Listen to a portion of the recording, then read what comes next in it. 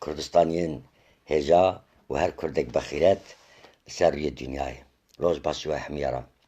Berê her tiştî sibê hûn dizanin 25 îlonê sersala referanduma serxwebûnê ye. Bona wî niha da pîroz dikim. Ew belgeya netewî destê me daye.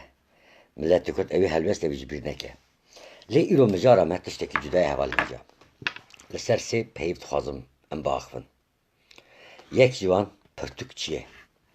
Du helbest çi ye? Sê zarok çi ye? Hevalên hêja dünyayê de di jiyanê de hin peyv henin. Em ti cara bi hemî jiyana xwe jî em derbas bikin. Em nikarin wateya wan pêk bînin. Ne pêk bînin? Wateya wan yani manaya wan tam bi kêmasî fêm bikin. Bingeha jiyanê me ye tişt. Zarok, pirtûk û helbest. Hele bifikirin hevalên hêja. Eger ev sê peyv di jiyana me de derdkeve em çi dibin? Helbest nebe, pirtûk nebe, ev her du bi hev re ji bo zarok nebe rêyeke rizgarkirinî, hebûna me nebûna me çi fark dike? Heta ez dikarim bêjim zinareke li serî çiya ji me baştir dikare di jiyanê de bifayde be. Qet nebe çend ajal di siya wî zinarê de dikare jiyana xwe berdewam bike. Ji berf û baran xwe biparêze. Dareke sêvê ji me zêdetir dikare bi jiyanê ve bifayde bibe. Qe nebe di binê wî de kuzmuriyan, ajalokan dijîn û feqîrekî zora derbas dibe sêvekî dixwe. İnsan qasî sêvekî, qasî zinarekî, qasî baranekî divê ji bo jiyanê bi wate be. Yê insanê, yê mirovê bi wate dike ev her sê tiştin hevalên hêja. Hûn zaroka ji jiyana me derxînin, helbest jiyana me derxînin û pirtûk jiyana me derxînin. Hûn ê bibînin ku em ji însanetî derketine. Mixabin rastiya 21. sedsala dünyayê eva ye. Nirxa însan nemaye, nirxa zarok nemaye, nirxa pirtûk nemaye û nirxa helbestê nemaye. Hevalên hêja îro ez pirtûkek bi we dimnaskirin. Ev her sê peyv tê danin. Helbest heye, zarok hene û bi xwe pirtûk e. Waxta min çîroka wî pirtûkê got, hûn ê bibînin ku ev pirtûk pirtûkekî cuda ye. Ne ku ev pirtûk ez û rêzdar Veman Xan me nivîsiye bona wî nabêjin. Çîroka wî guhdarî bikin. Ji ber ku waxta me pirtûkek nivîsî yan jî me pirtûkek xwend divê armancekî me hebe. Em çima pirtûkekî dixwînin? Bes bira xelk bêje ev însan pirtûk dixwîne e? Heşa ji we û heşa herkesî ji wî mezîtir kertir heye. Ji bo ew gotinê çima ew qet zehmetî dikişînî? Yan jî me ro çima pirtûk binivîsîne? Yani xelk bêje Zeynel Abidîn kitap nivîsiye pirtûk, yan jî Veman Lîneva pirtûk nivîsiye, yan jî Nizam Kê pirtûk nivîsiye. Eger armanc ev be, ya ji vîya mezintir kertir heye? Ji vîya mezintir bêhiştir çi ye? Here xwe re çiyekî tiştekî bike, here kolana paqij bike. Armancek gere hebe, helbestek hebe û encamek hebe. Dibe ku nayê wateyê ku her pirtûk sedî sed helbesta te, sedî sed her tişt rêk û pêk be. Na, em behsa wî nakin. Bo mînak roman nivîsekî eger xwast romanekî binivîsîne, bo mînak ez dixwazim zarokên kolana binivîsînim. Ez eger laylaylom nenivîsînim, yani derewa nenivîsînim, mecbûrim vê fehm bikim. Yan ez bi xwe ji zarokatiya ji kolanê hatime, yan jî ez herim wana nas bikim, bi wan re hinek rûnin bistînim, hinek herin bi me hem dijîn ji wan re. Çima? Ji ber ku ew naxwazin pirtûka wan dirûtî be. Ew dixwazin pirtûka wan helbestê tê de biparêze, însanê tê de biparêze û encamek jî derxîne. Hevalên hêja gelek nivîskarên me henin û hemî ji Xwedê ji wan razî be. Lê Xwedê ji wan razî be berskirêk nîne. Mesele nîne. Eger rewşa me siyaseta Kurd, jiyana Kurd û ew qas qurbanî û bedel û dawiya wî de sifir, ez dirabim biro bişe wek nivîskar partiya rexne bikim. Te çi kiriye dibêjin ji te re? Ey nivîskarê, ey axayê nivîskar, te çi kiriye? Te li Swêd, te li Alman, te li İstanbul, te li Hewlêr, te nizam, te çi nivîsiye? Te kîjan derdî wî milletê nivîsî? Çawa nivîsî te? Ew pirs bikin. Jiber ku ev pers bikin ez ê bêjim. Eva ne ji bo pes ne. Ew bes ez dixwazim vî pirtûkê çawa parêzim. Ev pirtûk biparêzim. Tabii ki pirtûkê xwe dirê dikarim parêzim. Lê viya da taybetiyek heye ew bêjim. Ez dixwazim vî pirtûkê biparêzim da ev pirtûk ji helbest derketiye. Ji aliyê du insanê ku ew tişt jiyanê ew hatiye nivîsandin. û bi rastî jî ji bo pêşerojê de ji bo parastina zarokan jî encamek xwastiye bide. Ji bo parastina evîn û malbata Kurdî jî encamek xwastiye bide. Navê wî jî Rêviyên Warê Evînê. Warê Evînê Kurdistan e. Rêviyên wî jî em in. Hevalên hêja li vira çîrokekê dixwazim bêjim. Per mühim e. Sala 1991 şunda min berê jî gotibû. Diçûm dihatim Başûrê Kurdistanê. 93 gelek deveran geriyam. Yani peşmergên Hizbê Demokratîk Kurdistan çûn wan, Komele Zehmetkeşan, partiyên me yên Başûr ji xwe yekîtî û Partî Demokratîk Kurdistan û demekî wî çaxê Hizbekî İslamî jî hebûn û hemin PKK jî. Dema ez çûm me berê jî gotibû yani taximekî me hebû. Ji hevalên yek Tirk, yek du Norveç, Alman ez me bi hev re hem digeriyan hem jî em gund diçûn lêkolîn me dikir. Me digot hele li vê gund çiqas zarok hatiye kuştin yan jî çiqas însan rizgar bîne û carcara hîna ew gundên mayî hebûn me wana jî perê wan tunebû, perê wanê erebe tunebûn derkevin me wana kom dikir danî işte teslîmê emniyeta hewlêr dikir yan jî dibir cîmiya. Yani me hin xebat ez nabêjim ji wan re. Xwedî bela wî xebatê bide. Bes neçartî me evî dikir yani ew ne xebat e. Zarok lora dimirin tu terî bi erebe dikî tenî vê derê ew xebat nîne. Lê mixabin ew jî destê me dihat. Derfetê me hindik bû. Yani ê me bi xwe jî perê me ji tunebû hindik bû. Me pere ne dît me mazot carcara me deyn dikirtin mazot wan tiştara dostên me hebûn. Xwedî otêl me em deyndar otêl abûn mesela. Otel hewraman hebe heye eger xwedî wan heye nadizanin bi rastî deh cara em deyndar bûne û carekî jî rojnamevaneke Tirk hat rojname Hurriyet biçû Kurdekî me jî Diyarbekirî ew deyrî me da. Alvira jî silav dikim wî hevalî. Hevalên hêja em çûn wî çaxê ew Zelê, Kandîl wan dara gund hebûn gelek gund hebûn li kampa PKKyan jî hebûn. Li wê derê li ber cemê gundek me dît. Gund na çadir û kon wan tiştana nêzîkî 200-300 kes yani nêzîkî ez bêjim 15-20 belkî sî zêdetir malbat hemî şirnexînin. Yani di nod û du Nevrozê da revîne hatîne. Cem danin bê parastin şertî wan pir zehmet e. Wan roja jî kadrên PKK yek hebû navê Lokman gek Lokman berê ew hebû Mahîr Welat hebû paşê Cemîl Bayek hat. Em bi wan re qise dikin ber bi zivistanê ye. Yani nod û sê xilas dibe êdî berf dibare. Min ji wan re pêşniyaz kir. Min got em vana derxînin. Em bibin. Û hevalin dibin ku derê? Em got Kurdistan e vê derê. Em dikarin herin cemkek Mesûd Serok, em dikarin herin herkes em bibînin. Vana xelkê me nin em dikarin bibin. Hevala wana rêda dikujin. Ya kes nakuje. Hûn bidine min ez dibim. Ez mesuliyet dikirim. Ma wexta tiştek bûn jî min bikujin. Li cem jî heval henin. Yani biyanî henin ji lora dezgehek hebû navê Kandîl bû. Ji wan jî hevalekî me Silêman li cem hebû. Yani xelkî Başûr jî hebûn. İxna nekirin ji min re got işte televizyonê da radyoyê da nizam were bixebite were alîkariya me bike nizam çi bike yani tu tiştek ya min got heval sedan însan li cem te nin alîkariya te çi ye alîkariya millet yên bikin dîsa em ji te re dikin.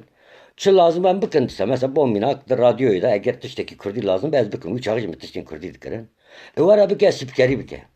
Heval çi me bibim spîkerî te? Mesele çi ye? Wî çaxî jî ew xanimekî li were hebû nihar Rûdawê da herî evana dîrokin gerek warin zanin.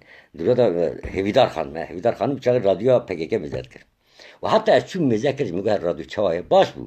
Li gor sîstem baş bû yani rind bû. Wî çaxî me qise kir. Gek Cemîl me 2 saat 3 saat me qise kir. Min jî re got mamoste yani ev zarok gelî werin rizgar kirin. Û heval hûn Zaroka bastikin em zaroki me hemî dibin xeterî danin. Na, zarokê te bin xeterî danînin, zarokê te tinin. Zarokê vê xelkê henin. Ji min re got tu çima işte nakevî nav şoreşê. Ya ez heta ku derî verim. Bizeke ez ji Bakur hatime qet alaqam bi te tune, ez endamê te nînim. Mamosteyekî me heta serî çiyayê te hatime. Hatime ku alîkariya milletê xwe bikim. Yani ille bikevim xizmetê te. Bikevim radyo. Radyo çi bêjim? Çeteyên Partî Demokratîk Kurdistan. Çeteyên Barzanî. Heval tu texmîn kez ya bêjim. Ez li cem te ji wan re nabêjim çete, li cema jî te re nabêjim çete. Dev jî berde. Eger dirî van zarok ez bibim. Nedan? Ez lora bûm, bombebaran çêbûm. 10 zarok mirin, însan mirin, paramparçe bûn. Nîvê şevê, saet 1-2 di nav berfê de me wan zaroka ji gundê Şînê bir raniya û Qelediz û wekî din. Gotina min çi yekim bêjim. Rêxistinên Kurd qîqetekî li vir PKK got êdin jî ferq nake.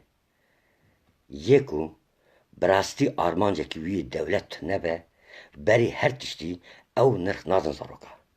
Ji ber ku hevalên hêja dewlet mîna hêlîne. Hêlîna zaroka ye. Bo mînak hûn li derva bimînin, tu xanima te zarokê te yîmesin. Derva bimînin sakûl xwe kin, bataniyekî hişk bigirin, xwe teselî dikin. Zarokekî 3 salî, 2 salî cem we dimire. Hûn mecbûrin jî ra cikî germ bibînin. Kanûna dünyayê wisa ye. Ev kanûn ji bo Kurda jî aynî wisa ye. Du mirin berde ew psîkolojiyakî ew zarok dijî, serma çi ye, tirs çi ye, heqê wî nîne ew bijî. Mezin dikarin bijîn. Çima însan heta 18 salî girêdayî dêw bavê xwe din? Hemî dünyayê de. Çima? Çima nikarin bi serê xwe biryara zewacê bigirin, bi serê xwe karekî bikin, bi serê xwe çima? Ji ber ku heta 18 salî ew zarok muhtacî parastinê ye. Hûn di van sala da însana dikin şehîd. Hûn di van sala da însana dikin xebatkar. Evana ne durist e. Ev tu milletê xwe eviya hûn bizanebûn nakin înşallah. Hûn bizanebûn bikin xwe hûn xiyanetkarin. Eviya nekin. Hûn erdê xwe tune dikin. Zarok erdê milletê Kurd e. Ji 20 salî şûn da hûn dikarin ancak însana bikar bînin. Ew însan gere rast were bikaranîn. Min gere rast bikarbînî. Ne xeletî. Ez ji bo milletê xwe gere bi fayde bim. Ne ku navê min derxînî. Zeyn Abidîn mir şehîd e. Na. Zeyn Abidîn heta dawî bira fayda xwe ji welatê xwe re çêbe. Paşî dimira bire here mirin emrê Xwedê ye. Lê ji bo argumana ji bo siyaseta te na. Ji bo milletê Kurd. Ji bo ku tu bikar bînî. Hevalên hêja li ser mijara zaroka de hemî partî sûcdarin. Kes nafikire çima em siyasetê de ew qas xeletî dikin. Dewer. Çima? Herkes caş e. Naxir. Herkes Kurd e. Qasî min ji min zêdetir jî. Baş e çima ew qas xiyanet dikin em? Çima ew qas em dijminê hevin? Çima ew qas li hevdûra di tengasiyê de destê me di xwînê de em dev jî hev bernadin? Çima? Ji ber ku hevalên hêja zarokatiya me bi xeterî derbas bûye. Zarokatiya me hatiye çinandin. Ez ji wî zarokatî tiştekî normal dernakeve. Ji ber wê em mecbûrin zarokên xwe diqqet bikin. Evên ku ji wî merhelê derbas kirine em gere wan tedawî bikin, em xwe tedawî bikin. Ev bi evîn dibe, bi dilsozî dibe, bi dere bi sextekarî nabe, bi bikaranî nabe. 500,000 însan bi sextekarî heta bînin cemhev, 5 însan bi evîn bînin cemhev bes e. Ew 5 însan dikare tiştekî çêke, ew 500,000 însan bes ji bo mirinê ye. Hevalên hêja zarokê xwe biparêzin. Neşînin mirinê. Zarokê xwe nekin xulamê xelkê. Ne li Almanya ne li welatê xwe ne li cikî ne qetî zarokên Kurd binirxin, perwerde bikin, bi wan re qise bikin, dilê wan fehm bikin, daxwazê wan pêk bînin. Nekin hevalên hêja. Zarok serweta herî mezin e. Behsa vê kitêbê dikim. Ev kitêb ji aliyê 2 zarok hat nivîsandin. Ji wan yek zarok ez im.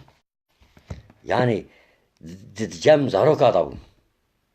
Ew zarokê ku ji gunda tên rizgar kirin, wexta hevalên hêja hûn ciyekî de bombebaran çêbe, hûn şikeftekî de bin û di şikeftê de zarokên keçû kiril cem te bin, dahika wan bi tirs mêza wan bike çi wext bombeyekî li qîza min li kurê min dikeve parça parça dibe.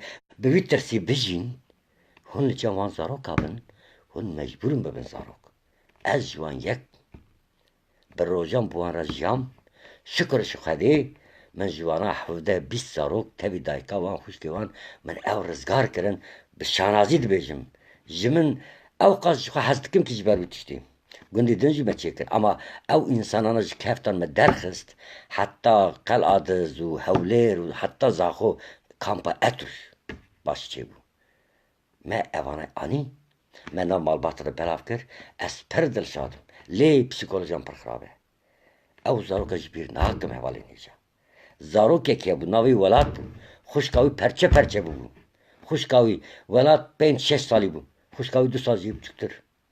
Ji bo ku em wî hinekî tesellî bikin bi şev em çûn odeyekî em cûn gundê şîno xanî ji me re girtine me odeyekî girt û me agir dada heta sibê 30-40 însan qet yekê hev du nedîne ez teze wan dibînim jin zarok geç di nav hev de di nav qeşayê da û bi nobetdarî sobe bişixîlînin hûn dizanin ji we re çi derdkeve milletê Kurd derdkeve em ew millet işte ew dibe millet xwişk û bira dibe hemî pisî diçe xıyanet egoîzm derew sextekarî firotan her tişt tune dibe helbest zarok û însan û serpiyatî dimîne em eger bibin zarokên wî milletê em ê dewleta xwe çê bikin bi hona wî dibêjim dewlet heta dawî jî bêjim dewlet ew xanî bû ew sobe ku te vê dixist ew nobetdar jî tu bî hevalên hêja me pir tişiyan kirin lê em wara bi gelê xwe re parve nekin em bi xwe re dibin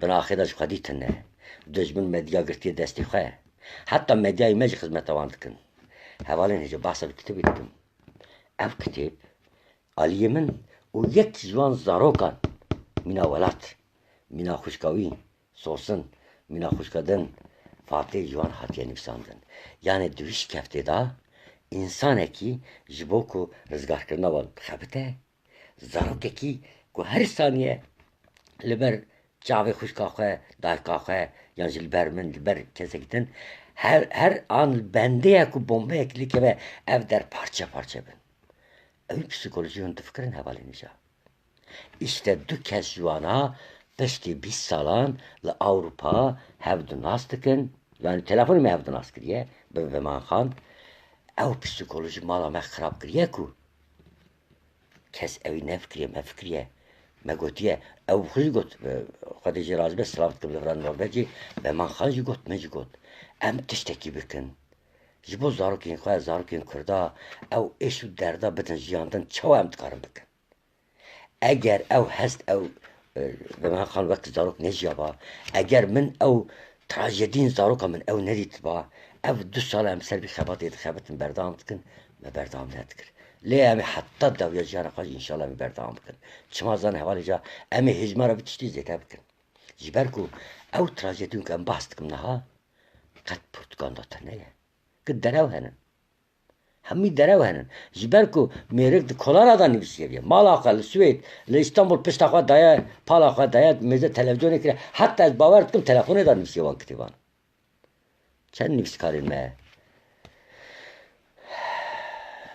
bijarên Helepçe çûn li Helepçe lêkolîn kirin çend kes ew diçin li cer Merzela Mela Mistafa û silavek din tên xwe nehesibînin çend kes ew tirsa bombebaranê jiyan kir em ew qas ji milletê xwe dûrin ku em bes tên bikaranîn yan dewleta Swêd me bikarbîne yan dewleta Tirk yan dewleta Iraq yan dewleta Arab yan PKK yan QDP yan yeneke bikaranîn bikaranîne qet ferq nake nivîskarek azad e bes hez dike ez hez dikim PKK hez dikim yeneke hez dikim QDP hez dikim dikare bêje lê nikare bi amûrî wan bû xilas çünkü dikare bi amûrî dijmin jî ji xwe heta niha nivîskarên Kurd yan bûne amûrîn dagirkeran yan bûne amûrîn partiyan ez niha Partî Demokratîk Kurdistan hez dikim heta dawî hez dikim mîna evîndarek zanin çima qet eleqa min ji tune ew qas îdeolojiya me nîskevnîne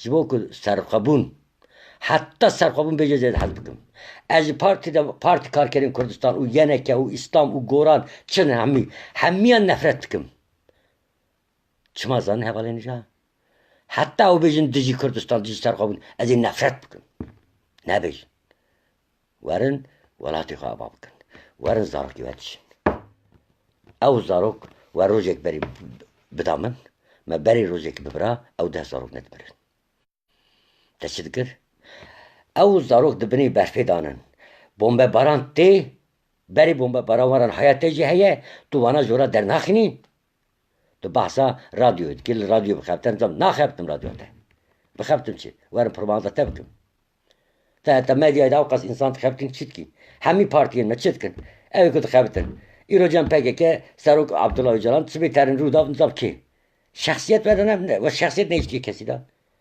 şexsiyet tune min wîro jî li çiyayê zelê min negu dijî em bijîn Partî Demokratîk Kurdistan cehşetiya PKK min nekir û neçû min Partî Demokratîk Kurdistan ji min nekir ez cem kek Mesûd hevalî me henin وقتا ji me re got hûn nikarin siyaset bikin nizam çik filan bûm ham em dikarin bikin serokê min em dikarin bikin lê em nikarin ji bo wan karê xwe yani karê xwe nivîskarî têxin pêşwî îşî me nivîskarî ye lê em yan Partî Demokratîk Kurdistanın yan genêkenin yani ji wan hez dikin yan ji pêkenin wektin partî me tinin lê pirsgirêkek heye hevalên hêja mijara me însan e mijara me Kurdistan e mijara me serxwebûnê yanna êdin teferruat e navê partiya navê seroka her tişt teferruat e heta tu ji min pirskî zaroka Kurd başî her tişt teferruat e ji bo zarokên Kurd nebe min dewlet mevlesî nedixwast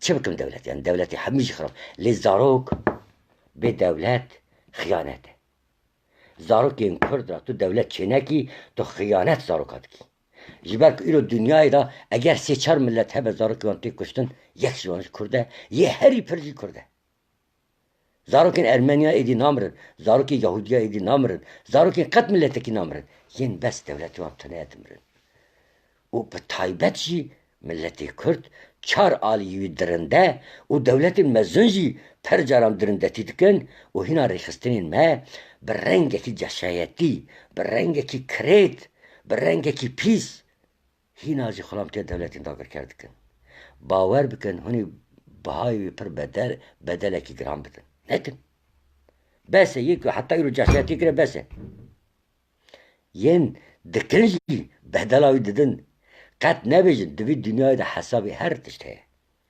bes siyaseta xwe mêzeke min derdê me tune em li Ewropa dijîn dewleta Kurd hebe tune be derdê em tiştekî naguherin lê diguhere ez dibim însan ez dizanim kî zarokên min di destê dirindeyên Tirk û Ereb û Fars da parçe parçe nayê kirin ji ber ku her zarokê Kurd mîna şîrîna min e zaroka min e şeref û heysiyeta kurdiyetî eva ye ji bo wî ez vî kitêbê pir girîng dibînim ev pirtûk zarokekî wê demê em bêjin 2-3 sala dibin wan bombebaran da ji alî bavê xwe hatiye rizgarkirin parçe parçe bûye dünya psîkolojiya wî bifikirin ew 30 sal be jî 40 sal be jî 5 hefte wî ji bîr neke îşte Veman Xan yek ji wan zaroka ye îşte ez Zeynel Abidîn yek ji wan kesan me qasê xwe ji destê min hatiye çend zarok min rizgar kiriye erê helbesteke xwe da dibêjim em dilviyanin zaroka rizgar dikin ji dostcihan îşê me ew e zarokên Kurd ev kitêb destpêkavî ye lê ew berdewam bike rizgarkirina welatekî bindest rizgarkirina zarokên Kurd û hemû dünyayê ye çunkî zarokên Kurd jî zarokên dünyayê ne rêxistinên Kurd ya ji bîr dikin rêxistinên Kurd rojên hemî dünyayê dizanin rojên zarokên Kurd nizanin ji ber ku wana di zarokatiya xwe de ew bombebaran neşane ji ber ku piraniya wan li ser zarokên xelkî şoreşgerî dikin zarokekî wan tune ye ji wan mesela eger ez rêxistinekî çêkim divê berê her kesî kurê min li cem milîtan be êwe werdînin ew zaroka xelkî ji bo şerîtînin kurê xwe zarokê xwe dikin mesulê nizam kê deran ji ber çi çunkî wana tirsa mirinê nedîtine min dîtiye her zarokekî Kurd qasî zarokê min qasî zarokê her Kurd heqê jiyanê heye û em mecbûrin